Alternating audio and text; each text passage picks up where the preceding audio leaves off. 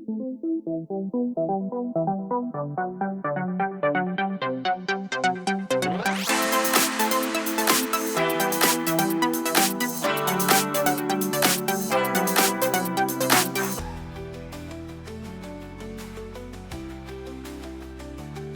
Sylvana. Thank you so much for joining us on Career LinkPod today. Thank you, Subin, for joining us. And we have a very special topic to discuss, and that is mental health. And you have been in this space for a very long time. So, if you briefly introduce yourself and why this episode matters to you. Yes, so it's very important for me to discuss mental health from the perspective of an immigrant, and also as someone who is trying to make her way in a professional environment and getting some career growth and just moving through life and finding joy in every aspect of life.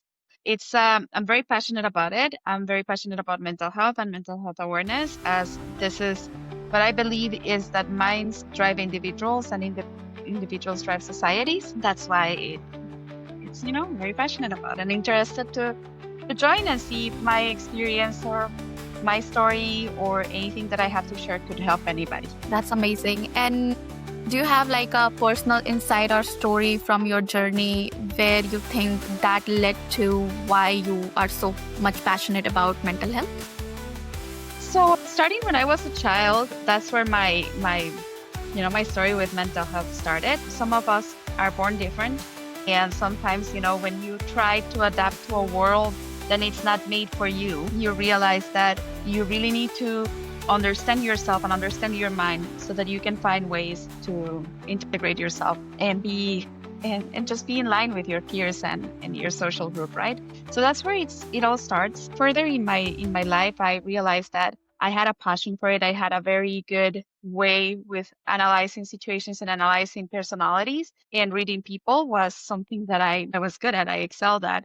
And what they used to say is that it's not only that you understand where people are coming from, it's the empathy, it's the ability that you have to hold space for people. And that's where it all started. Everybody would tell me, you should work in mental health. You should be such a great psychologist. You would be great at guiding people. You would be great at coaching people.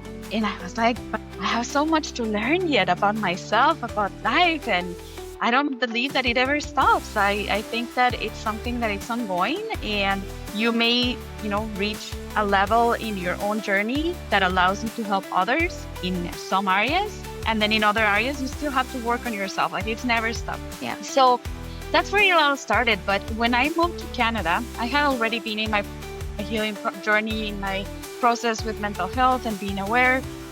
For the longest time, I used to practice as a clinical psychologist in Guatemala. When I moved to Canada, I was excited, new country, everything. I came as a student for a master's degree. And one thing that I have to say is that the loneliness that someone can experience when they first come here and they come alone, and you expect everything is new, everything is exciting in one way, but at the same time is different and weird, and the loneliness is something that is very hard to overcome. And I do remember one of our professors at university used to say on the first class that we had with him, he said, guys, you're gonna feel lonely. If you came here alone, you're gonna feel lonely, but please do not stay at home. Get out of your place where you live, where you're sleeping, get out of there. Go to a coffee shop, sit there alone, take your laptop, look at people, just get out. Get out even if you're alone. Don't be afraid of being alone. Everybody does it. Just go out. Don't stay inside. Don't hide yourself. Go out. And that's something that has remained with me, because it is very easy when you're alone and you don't have a group of friends like you have in your country, and you're an adult now, so making friends is different. It can be hard. And my journey has been to embrace that loneliness to an extent, and also to feel less lonely with the available resources and people that we have around, right? There are deeper aspects of, being an immigrant in Canada. There's economical aspects. There is also discrimination that we face. There's different things. But one thing that I do want to make a difference in this conversation that we're going to have is that there are circumstances and situations that can impact our emotional health, and that's one thing. And another thing are traumatic experiences that, of course, will reshape our stories and our life and impact our mental health. So situations that impact our emotional health, loneliness, fear, the what if I say something, what if I don't do this, what if they don't like me here, those things impact our emotional health, right? And then there is the fact that we are, as human beings, we're exposed to risks. And when something happens and there's a traumatic experience, that's something else. That is something deeper. That is something I think it needs another conversation just for that. That's true. It's 100% true. How was your journey like? So you said like you came to Canada as an international student, right? So how was your journey back then? So when I came here, I was excited about the master's program that I had chosen. It sounded amazing. For me, it's like, oh my goodness, I'm going to go into university in the first world. Yeah. Because I am from Guatemala, and it's, I know how international community sees my country. Developing countries, are seen as, oh yeah, they're not that good. No, I was impressed with how good the education that I got in my country was compared to what I received here. There was a little bit of disappointment in that. Yeah. Like easier. And I was like, okay. And it wasn't even in my language, right? But one thing that I had in my mind is like, I'm good at school. One thing that I am always good at is school. That's what I'm really great at.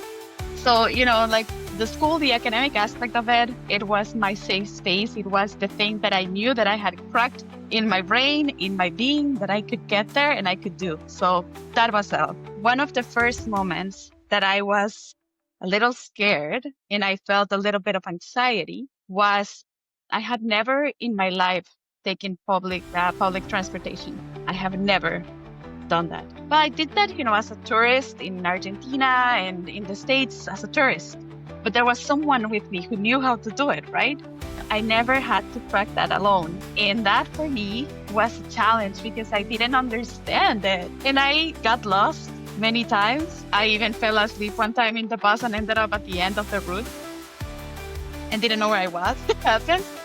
But you know what? And I think we were blessed that, when I came here in 2013, phones already had internet and there was Google Maps. And Google Maps would tell you which bus you had to take back home. Yeah. So I was like, okay. So in the end, it was using my academic skills to understand Google Maps and how it works. But I still need Google Maps to go around in here. But that was one of the first things, right? And just overcoming that fear of getting in public transport, that I am in a safe country where you can do that, where it's not a total risk and you're not unsafe immediately just like taking the bus. Yeah. That was one of the first things that it was hard for me. But one thing that I can tell you is that first thing you have to do is just get in. Just do it. And as someone who knows, roommate, someone who has been here before, I asked Paul, who is my partner. Yeah. Back then we were just seeing each other. We were friends. And I asked him, hey, listen, I have never ridden the bus. Can you just show me how I go to university using public transportation? Because I can't pay for taxi every day. So he went in the bus with me and we went all the way there and he was showing me. And I was like, how do I know which stop? And I was like, you see there, it tells you which stop you're in. And then it's like, okay, how do I remember this way walking from the bus stop to university? Okay, so look at your surroundings. Like there's Terry Fox who is telling you, go there. You go this way. It was just, it was good to have someone who could help me navigate that and understand that the level that I needed to understand it, how strange that was for me, how different that was for me.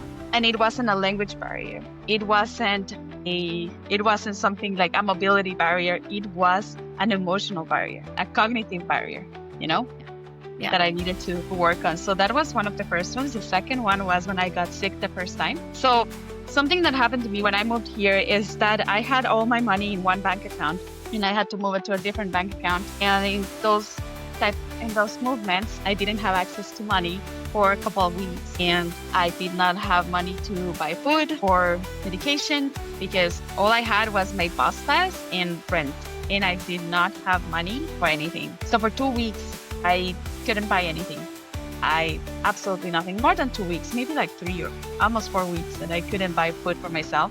And I got sick. I got the flu. And just so you know, if you don't have a health background, I'm just going to explain this a little bit.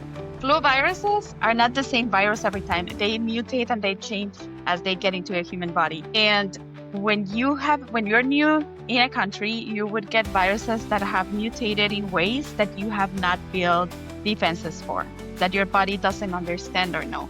So when you get the flu the first time, it's going to be bad. Probably the worst flu that you have ever gotten. I got so sick and I had a midterm and I was almost fainting and I had to ask for, to please have my midterm another day because I was very, very sick. I didn't know how to get to a clinic, nothing. I couldn't even walk myself home of how sick I was. And one of my classmates, through a gentleman from Kazakhstan, he is from Kazakhstan, through a gentleman, he offered I can walk you to the walking clinic and then I can walk you home. I will go with you in the bus so that you're safe. Just out of the kindness of his heart. It's, like that moment of loneliness that I have no one to call and ask, can you come pick me up? No family, no friends, no one. And you just have to rely on the kindness of strangers. Same with the fact that I didn't have food. Having my roommates, just share with me in exchange of cooking. Like, hey, I have this prawns that my dad fished the other day and I just have them here, but I don't know how to cook them. I was like, oh, I know how to cook. I cook them and you share with me? Yeah. Just relying on the kindness of strangers, that got me through.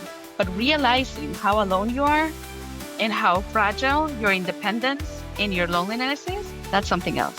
That's something that was, scary and was not easy to face. And some people sometimes, I know some people who were in similar situations and they went back to their home countries. They left. They said, no, but I wanted to stay. I was like, no, I said I was going to do this and I am going to do it. There's, it's not like in university, they tell you that there are food banks. Yeah. They don't. They don't tell you that, you can come here and we can help you out. They don't offer you that, right? So it's hard. You're pretty much on your own. And in the same way, because you're on your own and people know that, you become a target as well for people to take advantage. And when that happens, that can break your heart into a million pieces or end up being a more serious situation and having being a traumatic experience. Sometimes it's just a heartbreak of people just taking advantage of you, and sometimes it's more serious than that. Same with, facing a figure of authority who is crossing boundaries and not knowing how to stand up for yourself. That's one of the stories that, I wanted to share about is a professor who was crossing boundaries with students because all international students that were there, he was new. What do they know? They're alone. So I behave however I want. I don't teach them anything and I just do whatever I want and then just pretend in front of the dean, in front of the provost, in front of people who have authority over him. And I did go and complain and got signatures for a complaint because it was a lot. To the point that he was calling me, threatening me that if I complained, he was going to ruin my career. That's happening in Canada. That's in Canada. That never happened in my country. Never, ever. I had a professor in a university, in a private university, trying to cross boundaries. But that happened in Canada. Why? Because they know that you're alone. They know that you're an immigrant. They know that you're racialized. They know that you're exposed to different layers of discrimination. So you are an easy target for their power trips and for their own ego boosts and whatever they have inside of them that makes them act without kindness towards people. So that's another thing that it impacts you and it doesn't help you feel safe and it doesn't motivate you to keep going. It's actually something that tells you, go, run the other direction. Don't keep doing this. Why would you keep doing this? Why? Look what's going on. Look what you're getting here. And you start not seeing the benefits of staying because your emotional health has you in a survival response, right? In the fight response. So anxiety starts to build up and you start knowing what a panic attack is and you start being afraid. And what happens is that anxiety tells you to shelter yourself, to cover yourself, to protect yourself. And that's when I always remember the words from that professor. No matter what, do not keep yourself locked at home. Don't go out. Force yourself to go out. Because that's what anxiety, when all of those things start building up, that's what anxiety does. It keeps you home. It tells you don't go out, don't see anyone, don't talk to anyone, right? Fear.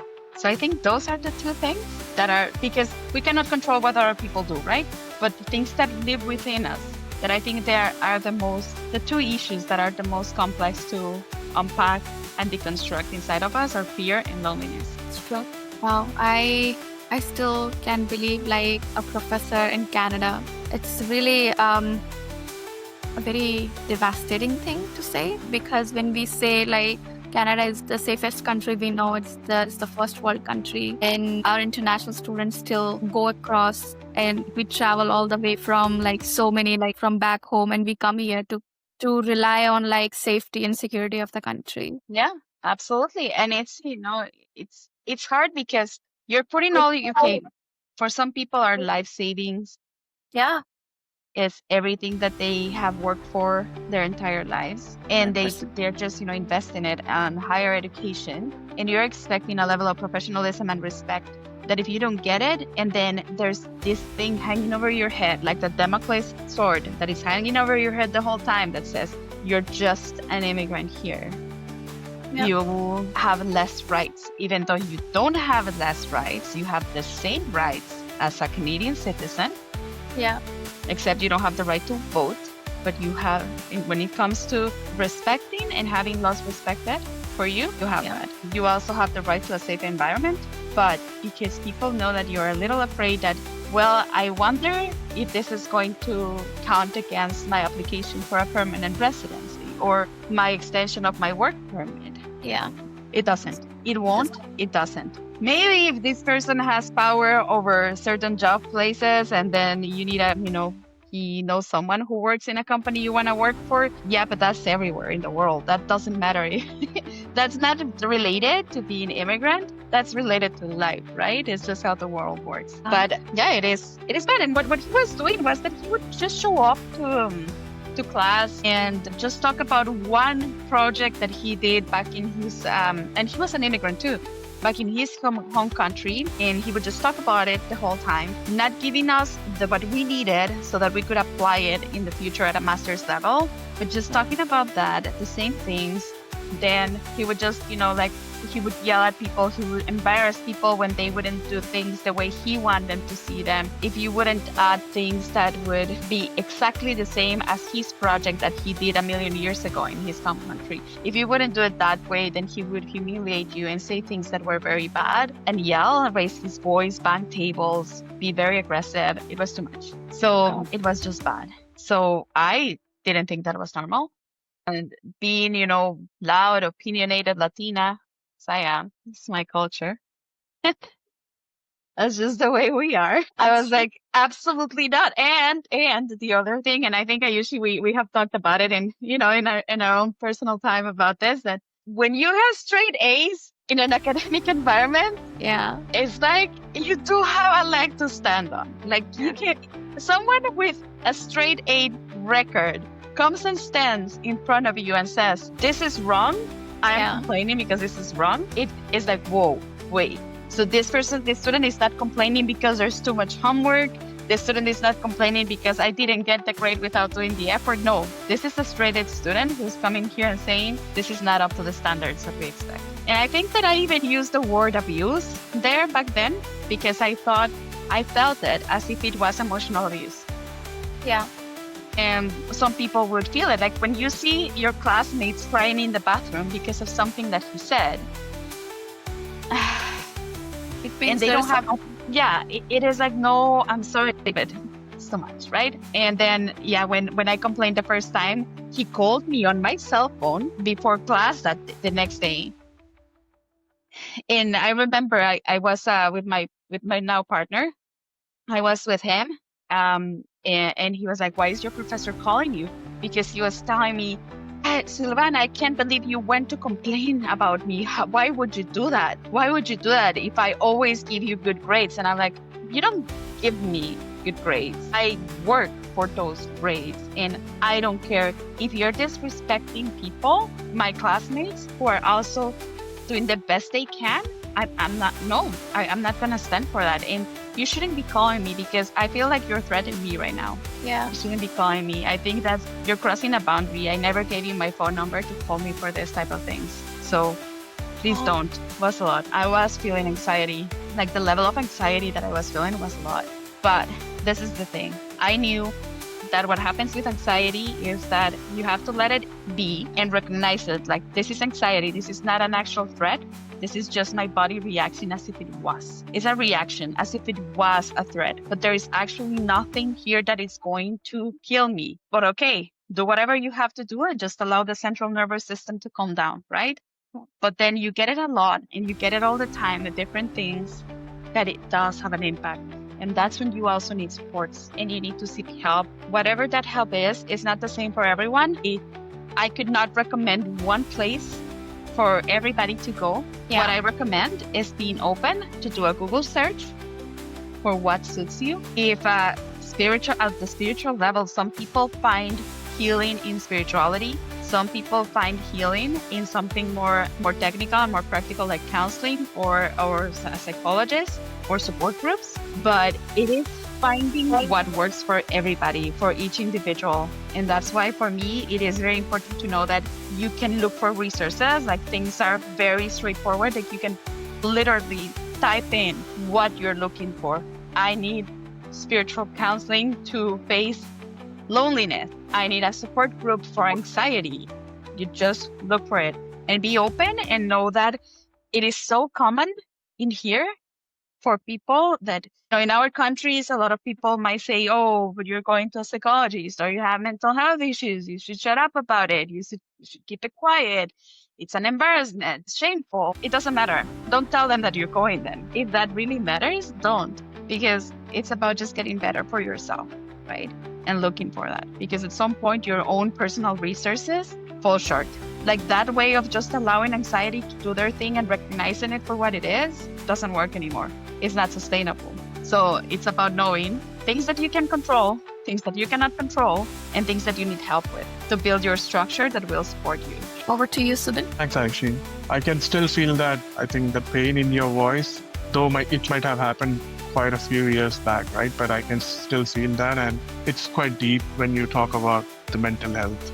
And I think every person can relate to it. Anyhow, going forward, what do you think are some of the mental health challenges that the international students face and which go unnoticed? That loneliness and the discrimination. It's just, you know what? You might think that in this world, after, all the media coverage for things like, racial discrimination or racial brutality, police brutality in the States, like, you might think that, oh no, people are aware. No, Canadians are not racist. No, they are. There's racist people in Canada. It's just that it's different. There's a lot that goes unnoticed is the impact of discrimination and racism and loneliness. I insist on loneliness because it's not the same to go out and you don't get to see your people doing the things that you want to do, or you see your people being put in situations that are denigrating and you're reflecting yourself in that, and that has an impact in your mind. Like, you're rewiring all the things that you learn, all what you know, how your mentality was shaped when you become an immigrant in a country. Is everything starts getting rewired, and that has an impact because then at some point your sense of identity of who you are gets impacted. And when you have to really find who you are, that's an identity crisis that has mental health consequences as well. Yeah, it takes time. I would say those are the main ones. And if you were to, please go ahead. Sorry, Subin. Because when Sylvana shared this about the discrimination, I was working in one of the recruiting agency, and one of my friend and I was talking, and then she mentioned that if you have, like, she was Korean, so she is Korean. Right now she got Canadian citizenship. So when she applied for a job with her Korean name, she would not get called that often. Like for example, she applied 100 places, only like 10 people will call her. But if she used common name, like a Canadian name, basically anything like Tom or something very common, she would get more calls. Yeah, that's true. Same with me. My last name, I have two last names. Yeah. The one of them is Italian, the other one is in Spanish. And if I use, just because my first last name is so long that people don't even want to read it, and because it doesn't sound Western enough, it impacts. So that's why I use my partner's last name. It's 3 letters and it's Dutch. So Yeah, that Dutch, resonates with them. So yeah, Dutch last name. And then when they interview me and they hear the accent and whatnot, that's the other layer that you have to overcome, right? But then that is too obvious that you're discriminating based on someone's accent, right? So it is a thing. It is. And those things, the way that they impact your mental health is like, yeah, the identity crisis. And it also makes you feel your self-esteem goes down. It can bring you into depression. The more you hear that you're not valuable, the more your brain believes it. Words matter. The impact of words, their impact of actions matters. Seeing how things weren't as they offer you when you were looking into coming to Canada. And we all as immigrants, we all saw that come to Canada. We need professionals like you. We need people with degrees like you. Canadians are not racist. Canadians are nice people. The disappointment, right, that you feel when that happens. And I'm not saying that all of them are. And I'm not saying that Canada is a horrible place to live. No, it's an amazing place to live. It's a great country. That's what I stayed. But the thing is that this is the reality. Their situations exist. And then there is the thing like, well, why are you complaining? Then maybe you should leave. Okay, no, that is not the solution. You paid much money to come here. Are you kidding me? No, don't be racist. That's what the answer is. Yeah. It's not leave it if you don't like it. No, that's not the answer. And in any case, let's just be clear that the people who should leave are the ones who are telling the new immigrants to leave because they were the first immigrants to come here and were uninvited and just came to be brutal and mean and evil and do all sorts of horrible things to the First Nations who own this land. So in any case, are we going to go that route? Because we can go deep into that, right? Over to you, Subin. If you were to say the top 3 points in regards to why people or maybe the international students are not able to seek the support, or maybe why are they not able to come out and go to someone and ask for support, what would be those 2 or 3 points if you can think of? Fear is one. The second one, I would say resources available to them. Like I was mentioning, first, we don't know where to go, right? Or the thing is that a lot of international students, we hold I used to hold a student permit that would only allow me to work 20 hours a week when I was a full-time student, right? And that's not nearly enough to cover a lot of expenses. But having to work in a job that will allow you to work 20 hours where you can get tips or something like that, like it's a lot of time that you have to spend working, studying, doing your school projects. And sometimes you get lost in the day-to-day that you just can't carve the time to do it because you don't know the resources available to you that will help you carve that time, right? So resources is the second one. And then the third one, in some cases, is the cultural aspects of it. What is it that your culture tells you about seeking help when it comes to your mental health? Latinos, this is the thing. Latin American is like, oh no, that doesn't exist in our family. No, that depression, no, what's pray more, eat better. You're not dancing enough. You're not moving yourself enough. Oh, they will tell you whatever it is that is not your mental health. Okay? In some cases, and for men, like this is something that I tell my male friends. For men, there is this thing that, and it is also in North America, for Caucasian men, also in Western civilization, it is like this too. It's like, men, you should not talk about feelings. You should not talk about what your emotions are. You should just, deal with them and be strong about it. And that is so bad for men, so bad, because they have the right and they should be embraced for seeking help, right? But sometimes that's the thing. It's like, men don't talk about that. You shouldn't go there. No. Same with, your cultural background. It depends. Sometimes there are things, like keep you from there. Like, oh, What are people going to say about me? And what would be the kind of emotional atrocities or maybe the kind of feelings they might be going through, especially the international students when they have homesickness, work pressure, job, obviously the academic pressure, then the cultural shock. What do you think? What would be the major emotional pain points for them? Something that my friends and family have heard a lot from me. It was one of the things that just came out of my mouth in the way of words, because there's things that don't come like words, they come like actions, they come like just other things. But one of the things was, I don't belong. Nobody wants me here. Nobody wants me. Nobody wants me in their workplace. Nobody wants me as their friend. Nobody wants me. That feeling, that disconnection from society is very hurtful. And that was something that, yes, that it was what I was feeling, even though I had a partner. But I even felt like it's like, but you don't understand me. You don't know what I'm going through. You tell me not to think like that. But it's not that I think like that. It's because all of these things are happening that tell me that this is what is going on. Because I am an adult and I know how to read into things. And if A plus B equals C, then it's C. It's not anything else but C. Okay, so these things happen. And you start that. So feelings of invalidation, disconnection, nobody gets me, nobody understands, especially if you surround yourself with people who are not going through the same stuff as you. They won't get it. As much as they say that they get it, they won't. They just don't. I worked in nonprofits where people are, working towards social change and being decolonizing practices and inclusiveness and whatever you name it. And they still did not understand when I would tell them that we needed to reach out more to immigrants. And they would even just do things like, okay, like, yeah, maybe, immigrants who are sex workers. And I'm like, not all immigrants are sex workers. And they know more people maybe than someone who comes here in a student visa and comes alone. So not everybody. You need to target people. You need to pay attention to them because they don't know. We come here and we don't know where to go. We don't know where to ask for help. And we're a number, one more number, and we're just one more inconvenience. In our heads, we think that we're an inconvenience, and that's not the truth. That's invalidation. Those are the feelings of invalidation because that's how you feel when you're not connected. So I think that's the deepest thing.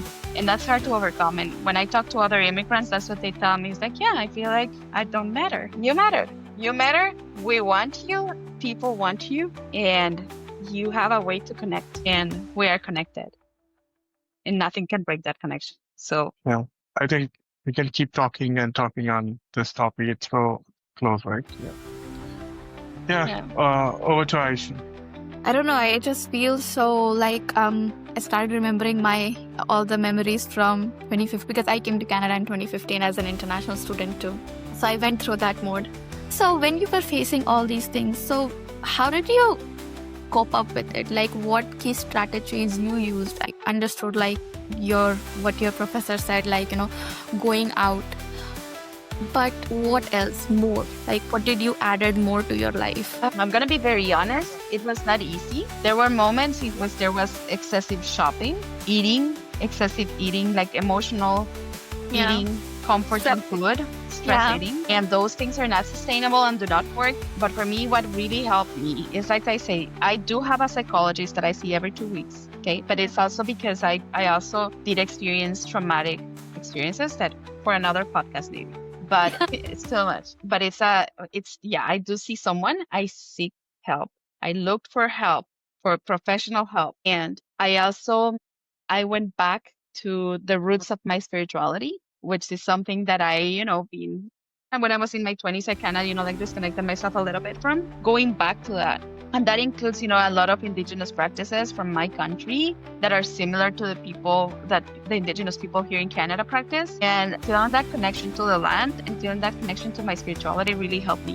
And that's why I tell people you need to find what works for you and who works for you, because I went through 1, 2, 3, 4, 5 different counselors and psychologists. Didn't work, doesn't work. This is not the one, this is not the one, this is not the one, until I find my one. And she has stood with me since 2019.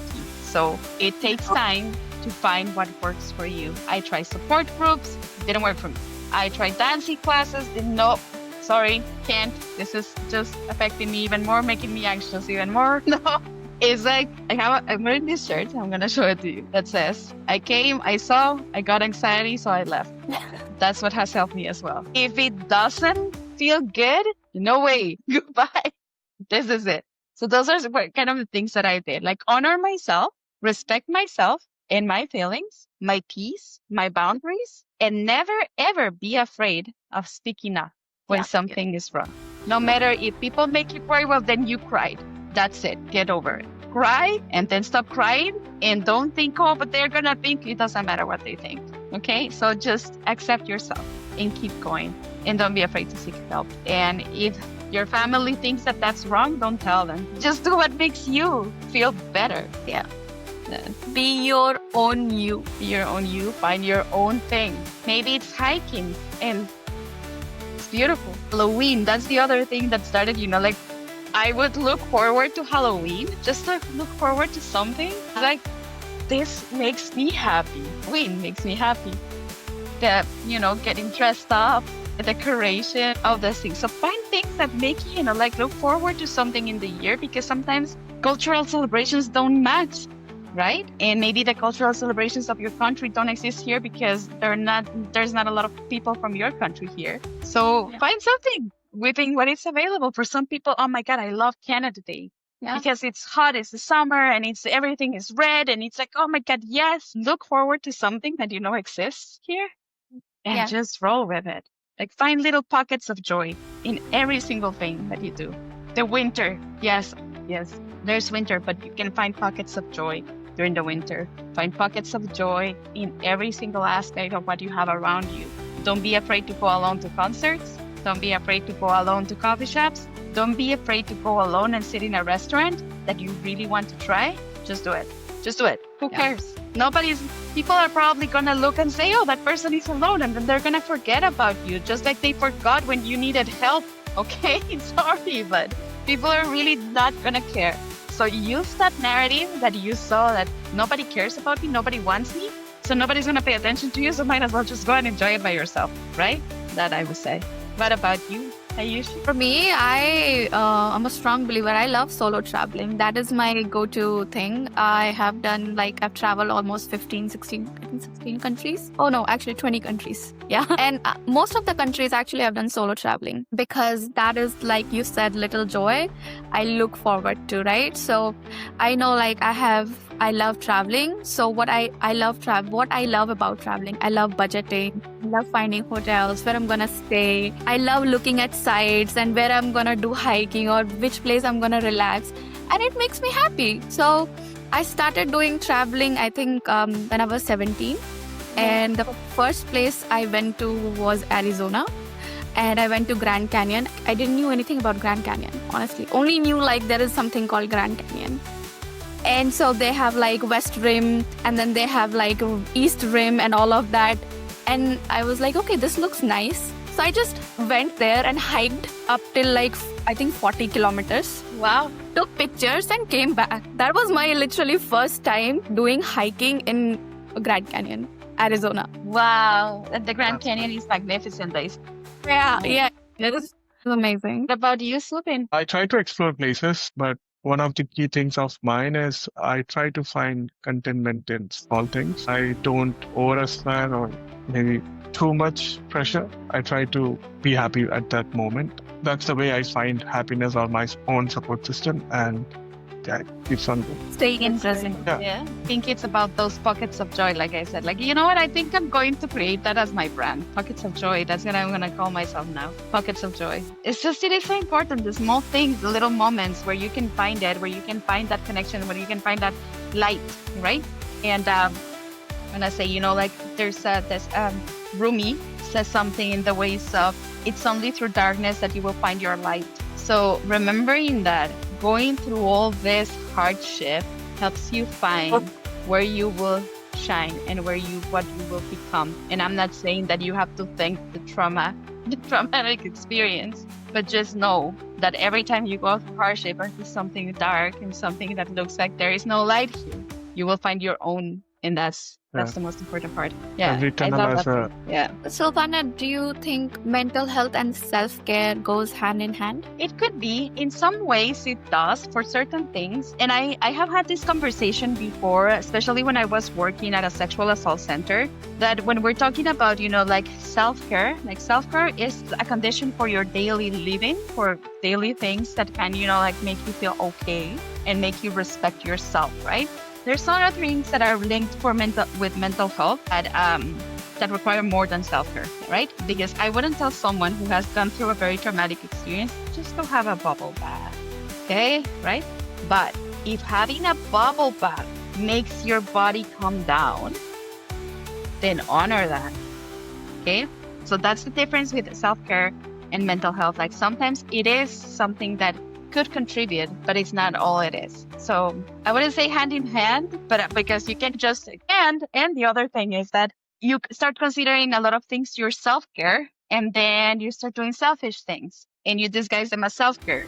So I'm very careful with the self-care part when I talk about it, just because of what I have seen, like how I have seen it being overused. And this is another thing, that social media and everything that you like outside that will tell you that everyone's a narcissist. Everyone is this. Everyone has ADHD. It's too much. So when it comes to self-care, I think it is a tool for coping and for respecting yourself and for bringing your central nervous system down a little bit when it is in overdrive. So that's something that I think that it's good to think about self-care. One thing that I do for self-care is drink water. I assure you, drinking water is something that helps a lot. There is the bubble baths and whatnot. Yes, there is the candles. There is, like the things that you can do. There's something else that I also do as part of my self-care. That is also my sleep cycle. I am very respectful of my sleep. That it's key for me. And I really recommend everybody to be very aware of their sleeping patterns, because that is what drives all your cognitive health is linked to your circadian rhythm, which is your sleep cycle. So that's part of the self-care piece that I do keep for myself. Not sleep, so important. Yeah, that's true. And so you said you like to have a certain thing, like just said, that sleep is something you cannot negotiate with, and then drinking water. What other things you put in your life to balance out yourself? And in the past you had like those trauma. So what else you added more to your life to be in like more stress-free, more anxiety-free? Walk in nature. Like whatever you do, get out and be near trees, water, bodies of water. And we're lucky if you live in British Columbia that you have a lot of it. Yeah. And so it's so important. Find places where you can be in nature, because it helps you feel connected. It is amazing. And it's, it doesn't matter your religion. It doesn't matter your spiritual beliefs. Nature exists, is there, is for you, and it's for everyone, and doesn't discriminate who sits in it. So walk, move your body. Remember that your body is yours and it belongs to you, and just feel connected to it, and just, move it, walk. Some people like, running or doing exercise. And if you see me, I'm not, I'm not this fit person. So I'm not here to talk about, just go to the gym 24/7 and become a gym bro. No, not about that. It's more about, just move your body in ways that feel comfortable to you. A little walk, even if it's just for a couple of blocks, walk a little bit. Go for a swim right now that it's the summer. Do things that remind you that are, free and are available and are accessible to you. Yeah. Talk to a tree sometimes if you want. It doesn't matter. Even if you feel like you're being crazy, don't. It doesn't matter. Yeah.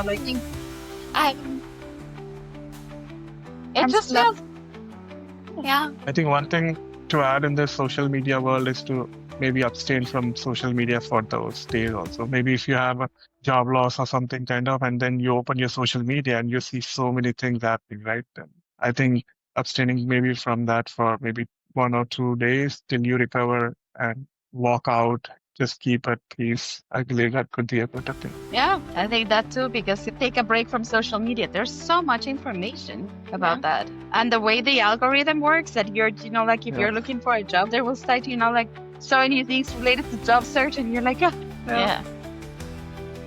So if I'm an international student and I want to get some like self-care tip, like what would be the free resource? Like how can I do some self-care for myself and for very cheap price? Like, like a 10-minute or 20-minute self-care.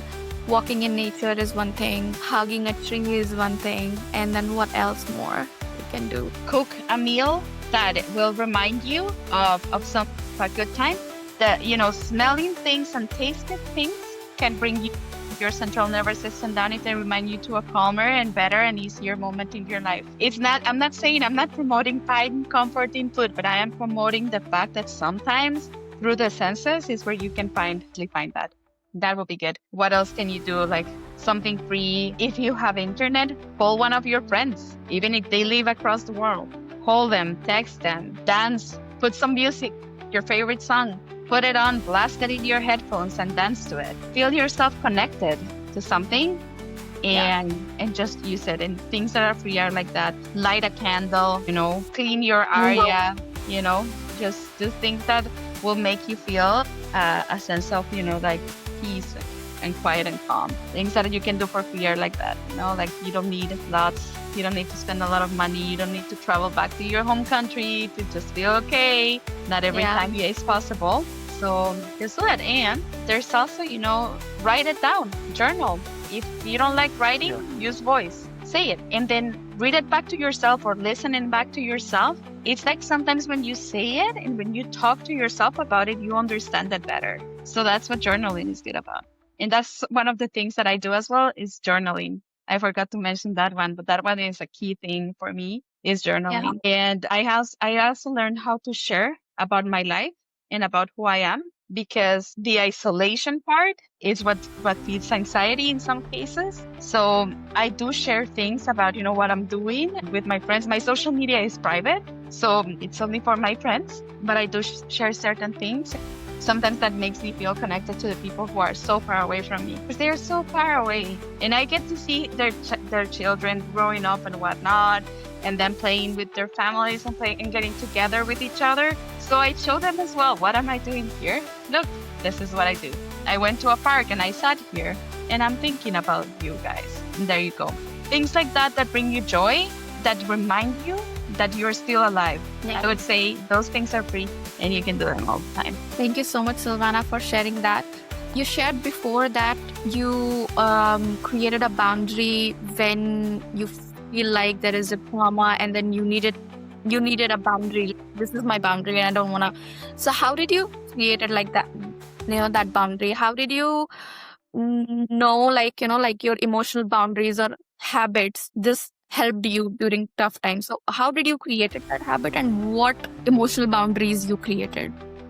So during the time when I'm journaling, that's when when you journal, you write in what happened, what was your reaction, how you felt, and all of that. So with that, I started, noticing things that were repeating themselves. Like, okay, so every time this person or this type of situation comes up, this is what is happening to me. So I have to stop the situation. So it's a long process of self-reflection, because there's also, you have to be accountable for the things that you bring in that could, create that environment, your repeating patterns, your own, which are under your control and your decision, and what things are out of your control and how you're going to say stop to that and no. And that's why I said, I am taking a step back from working on the nonprofit, because it was a boundary that I had to create for myself in the workplace. Okay. I am no longer in a situation in which I am okay with doing many things at the same time without being recognized or paid for in a ways that are in alignment with that. So that's a boundary, just out of respect for my own value as a human being and as a worker.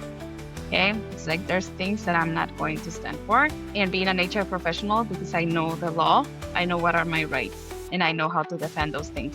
So really studying what can be used so that you can, support those boundaries, and knowing laws and understanding them and asking people if you're not clear on something, that helps create those boundaries, right? But there's a lot of self-reflection involved, and it's not perfect. And sometimes some people will cross them and you don't notice until it's too late. Happens. So just accept imperfection in every single way. Healing is not perfect or linear, and creating boundaries isn't either. But I also want to say our international students that if you're not sure on laws and policies, there are student services available for you. You can always reach out to them and also talk to them, and they will provide you the right information. If you still don't think you feel vocal enough to talk to them, there is like not-for-profit multicultural international students. These kind of not-for-profit actually helps international students to give information on policy related, and they help you out almost for free. So you can reach out to them, you can reach out to this kind of not-for-profits and get information on policies related matter, which is legally valid. They will give you the proof from where they are giving you this information, this resource. True. Yeah. And over to you, Subin. Thanks, Aayushi. You did mention about the way the international student or maybe even you have tried to overcome these kind of situations. But are you aware of any specific resources or maybe agencies where these international students could reach out, maybe for such support? For mental health support or for... Yes, for mental health. So if you go, Success has some programs for mental health support. Mosaic, I think you have mentioned Mosaic as well. And depending on what it is, there are nonprofits that are specialized for that. So for example, if you're dealing with things that are related to abuse, there is a Battered Women's Society. At Terra, there is also Salal Sexual Assault Support Center. Sexual Violence Support Center, sorry. There's many others that could, help out. Let me see, what else is there? If you also need support sometimes through Work PC, if you're out of work and you go to Work PC so that they can support you and you disclose that you have experienced workplace trauma or you're struggling with your mental health, they can offer you around 10 counseling sessions for free. They support you, they subsidize you. Yeah, I always say Work PC is a place that is very helpful, and just so that they can review your resume as well and all of those things. But also, sometimes they can also give you those counseling sessions, access to those counseling sessions. And I would say also, if you're an international student, you're in a university, universities have their own programs. So you might want to reach out there. And sometimes the students who are about to graduate from their clinical counseling masters or psychology, and they are running support groups for specific issues. And sometimes there could be something that they offer for free or for a very low cost, like $5 drop in. And Right. you can also, inquire by that. But those are the ones that I would say are the most common ones. And but like I said, that type of structure and that type of support is not for everyone. Not everyone gets results in that way. So it's important for you to be open to other ways. Sometimes it will be better if you go and find a yoga group or a dancing group that somehow is bringing up your spirit, right? But in terms of counseling or that type of therapy or that type of support, those avenues could help you out at no cost. And I think they could even check their benefit. Every international student has their own benefits. So they could check that for if such psychologists or maybe therapists are covered under their benefits, which could be helpful also. And you can go into Psychology Today or Psychology Today, the website, and they are listed. You can just type in your city and you get a list of clinical counselor and psychologists, and you can read their resumes and you can read what they specialize for and choose from there. Okay, that's a good information. Yeah. Over to Aayushi. Thank you, Subin. I also, there is also if you work with any of the organization, even though for part-time, they actually provide you employee assistance program. And through this list, I think if you find any counselor or any psychologist that is going to work with you, you can also use EAP program with them and you can reimburse that money later on. That is also one of the ways of getting reimbursed while you have EAP with your employer. Your benefits, look at your extended benefits with your employer and see what's covered with your insurance, right? MSP doesn't cover it, which is ridiculous. But mental health is health. But what it would cover is for example, if your doctor does, at the end needs to treat you, then sometimes depending on your income, you can get, from pharmacy coverage. But it depends. It's just in certain circumstances. I would say the suggestion of the employee assistance program is so important. And so also, when you're choosing an employer, make sure that they provide benefits. Yeah. Yeah. Right? That's true. Sylvana, you talked about that how mental health is still people don't like to talk about. Why do you think mental health is still a taboo, especially in grand household? I think it's the part of something that it's not there, that it's not visible, and it's not included in dogmatism as acceptable as someone who cannot walk or someone who has something like cancer, for example, and it's cancer. People immediately seek help when they know that cancer is in the picture. Yeah. It's because it's very abstract, and because there is still a lot of stigma, and there's because mental health has so many different ways of showing and so many avenues that you could go into when you talk about mental health. There's mental health issues that end up causing people to do harm. Yes, that has happened.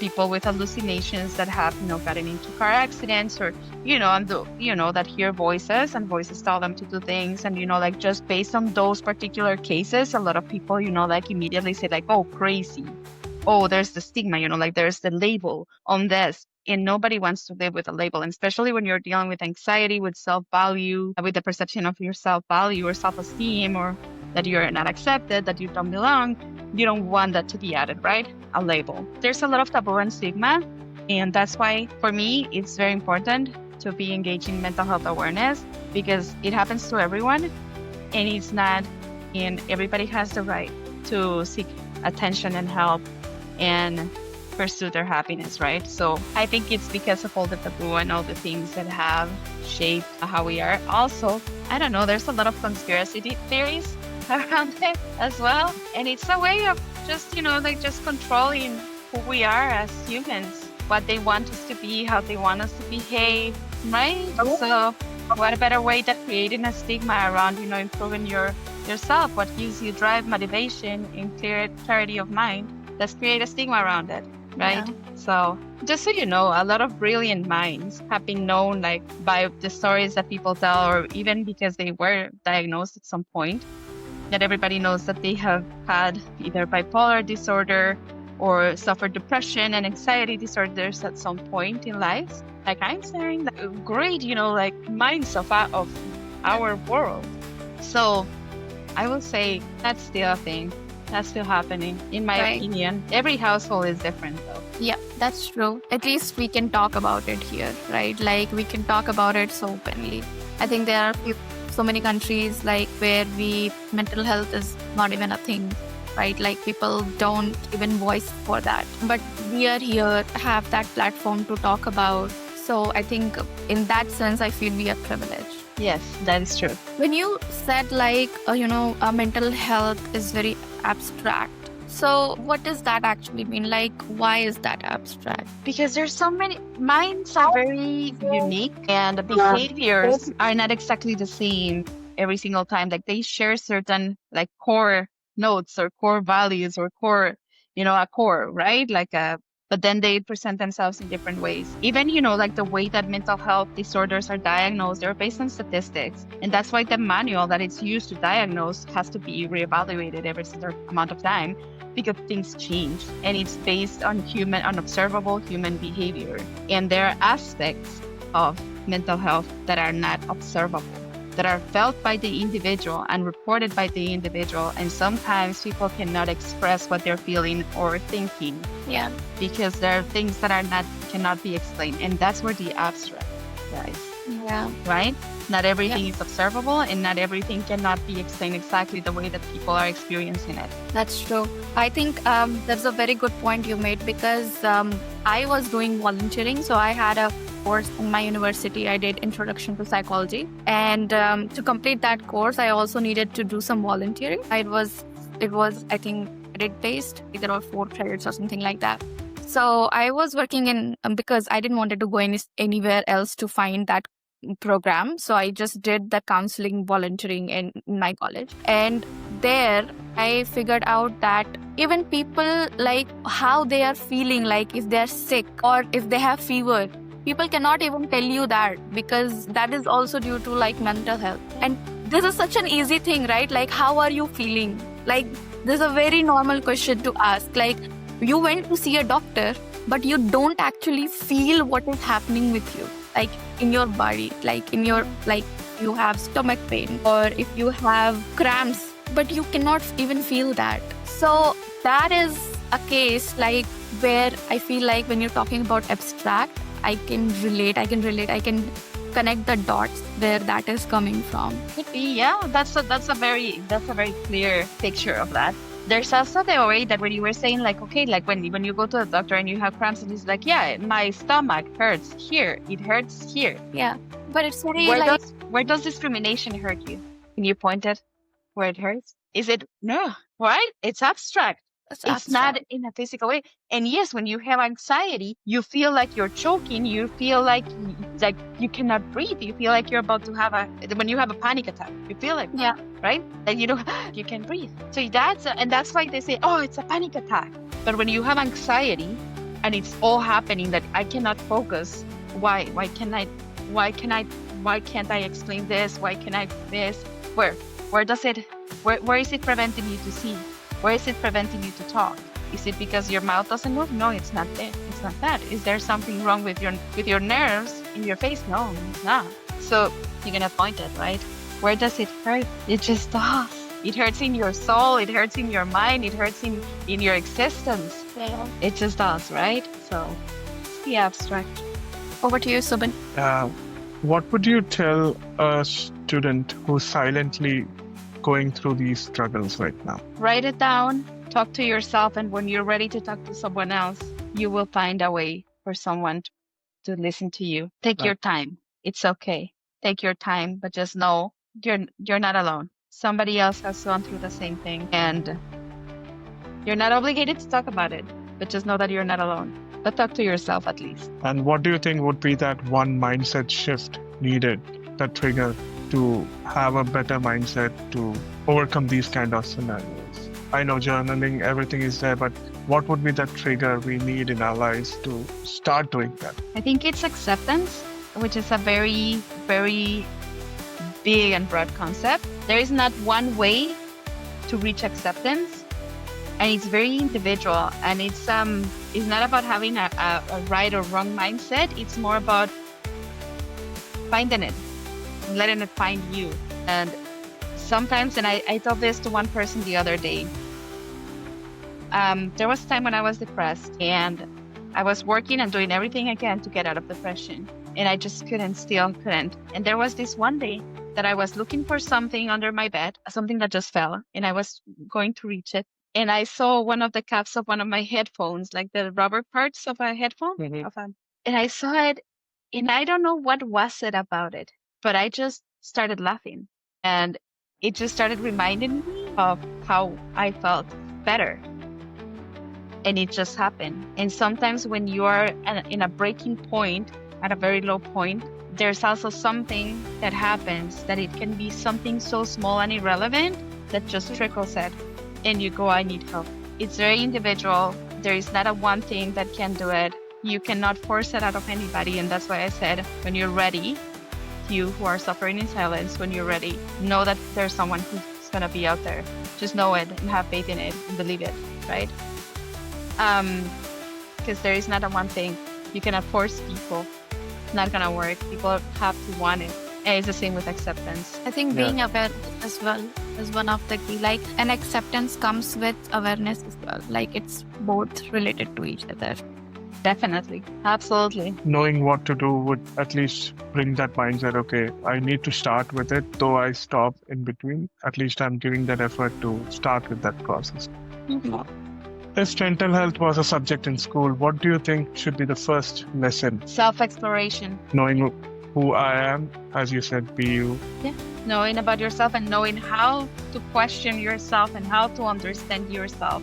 And knowing that it's more important that you know who you truly are and what you truly are facing, that expectations or expected behaviors or expected outcomes. Who are you? What did you do here?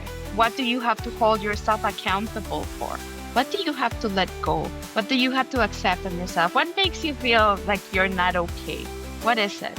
Self-exploration. I think that's the first lesson. First module for mental health is self-exploration. Yeah. And I think that's a strong point, because in every country, or maybe the places we come from, we are always thinking how people judge you rather than how we want to live our lives, right? How we want to explore ourselves, and breaking that barrier would be the major part for that. Mm-hmm. Yeah. Yeah, over to Aayushi, please. I have just one last question for you, Sylvana, and that is, what one piece of advice you would like to give to our listeners, and any tips or tricks you would like to share with them? Okay, so I'm very careful with giving advice. Advice is very personal, but one tip that I will give is listen to water running, bodies of water, natural bodies of water running. It is very soothing. That noise that it makes, it's like a massage for your central nervous system. If you cannot hear, looking at it can have the same effect. Looking at water running, at the movement, it's like a massage for your central nervous system. That's one tip that I would say. The other one would be, don't sell yourself short. Be very realistic with your situation and life and the world and whatnot, but don't shrink yourself. If someone at work or at school or in your household, one of your roommates feels like you're too much, it's because probably they're too little. Don't shrink yourself, okay? Doesn't matter. And if you're too much, then whatever. Who cares? Be too much. Yeah. It's okay. It's okay. And don't shrink yourself for anyone or anything. That would be what I would say. Thank you so much, Sylvana. Thank you for sharing so many great things we learned today about mental health. And I really appreciate your time and effort you're putting in to do this podcast. Thank you. Thank you so much. Thank you both. I appreciate you inviting me and giving me a platform to just speak from my experience and my mind and my thoughts, that put them out there. And of course, like I said, there is more to say about mental health, especially when it comes to surviving trauma. But that will be a different subject that is more heavy, I think. I think we will do next podcast on that. That would be great. Thanks a lot. Very Thank happy you. to share my experience with you guys, and thank you for having me. And yeah, if there's anything else that you would like me to clarify, just please feel free to reach out. And please go, and everybody listening to this, just please open that Google search and look for what you need. I'm not going to recommend one place in particular or anything. Just really go there and really explore what will work for you. Give yourself that opportunity, that chance, and that respect. Yeah. I also would like to share everyone, to all our listeners, that Sylvana is available on LinkedIn. And I'm pretty sure she also takes one-on-one kind of counseling sessions. Yeah. Sylvana, would you like to share about that as well? Yeah. So the way I do it is more of I'm not a registered counselor in Canada. I do have a degree, a PhD in clinical psychology. What I do is more of a coaching, more of guidance. And depending on how people feel that it's going to work for them, it could be from a spiritual level, right? Not that I'm a spiritual guide of any religion or anything like that. It's more of, helping you towards finding your spirituality in your spiritual way, in the ways that will work for you, or finding practical ways for you to find balance in your life. So this is how it works. It works as individual, and it works after talking and doing one-on-ones and designing together what would be your path. So I'm a highly organized person, and that's why it works like that with me, because it's like giving you a little map that you can follow and a safe space for you to talk and share about your life and your thoughts. No judgment, no criticism, just exploring yourself, like helping you, guiding you towards your self-exploration and your needs. That's how it works. And Sylvana, we will also share your LinkedIn link on our channel, so that if any of our listeners are willing to reach out to you directly, they can do that. That would be great. Yes. Thank you. Thank Thank you. you. Okay. Thank you so much. Bye. Bye.